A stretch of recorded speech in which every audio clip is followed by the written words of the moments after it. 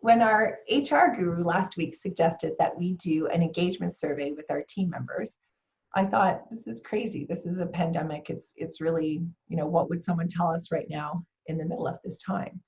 But in fact, she said, why not now more than ever before? This is when we need to get a real pulse on how people are feeling and a pulse on how we're doing as a company.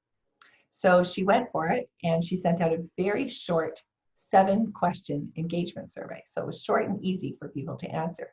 She sent it last Thursday and we had an 89% response rate by Friday. By yesterday, we were able to glean some of the great things. For example, over 90% of our team members feel really engaged and feel really good about our company's communication and how they're doing. Some of our questions were around if they feel supported, if they feel they have enough work, like that the performance of their work is right and meaningful for them. So very positive response rates, over 90% in every category. However, from the other 10%, we were able to glean several improvements. And so here in this short discussion, I'm going to share with you those areas. So the first thing we learned was that some of our meetings or our meeting structure per day are either too much, too long, or not effective enough. And now we all know that this is a problem for everyone all the time. When you start getting into meetings, they can drag on or not have an agenda or no purpose. Now, in this case, here we are reading all these articles online about how companies need to be engaged with their employees right now and, stay connected with them. So here, that's what we're doing quite a lot, but are we doing it too much?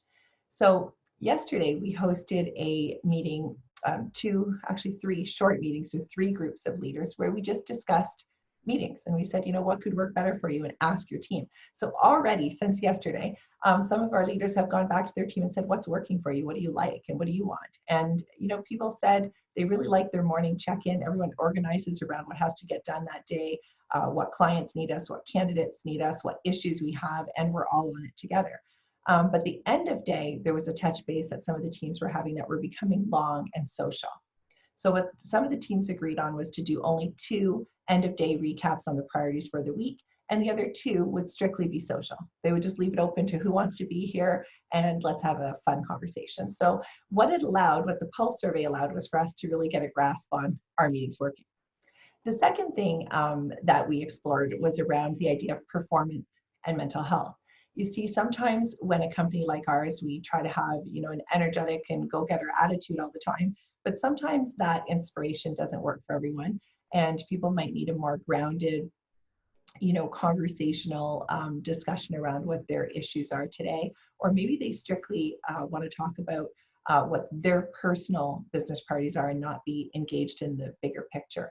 And sometimes I think performance clashes with mental health. Not that they're mutually exclusive, because they're not. You can have, good or bad mental health and good or bad performance. But sometimes those things clash when a company is saying, turn it on and be up and go for it and take the best initiatives you can. But at the same time, that person might be getting up really feeling low and finding it very difficult to work at home, or just finding it hard to not feel down at a time like this. So the encouragement there to each of our leaders was to be more grounded with each of their team members and to look at how they are inspiring and how they are leading at a time like this. It's no time to be like they were. It's a time to be like they are right now, and to make that shift and to listen with a more open approach. So I think that's what each of them will do. And already one of them texted last night and said, wow, I had a terrific conversation, and I realized that some of the ways in which I was offering feedback wasn't really fitting, and I'm going to change that. So that's really interesting because it allows for change. And the last and final thing that we explored was the fact that we weren't offering as much remote recognition. So in person, you can high five, you can leave a card for someone, you can recognize in a group setting how well someone did.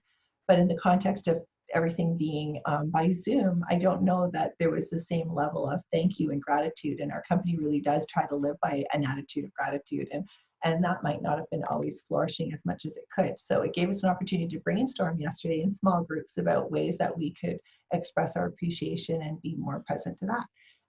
And so if you would like to receive either a copy of the questions we considered for the survey, the ones that we used, the results that we obtained as just a general percentage, and then the activities that we've undertaken with each of these 3 areas, we'd be glad to share it with you.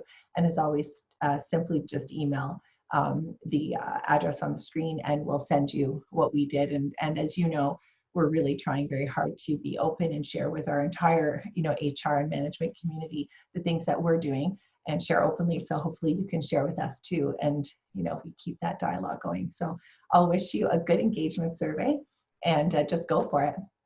Thanks.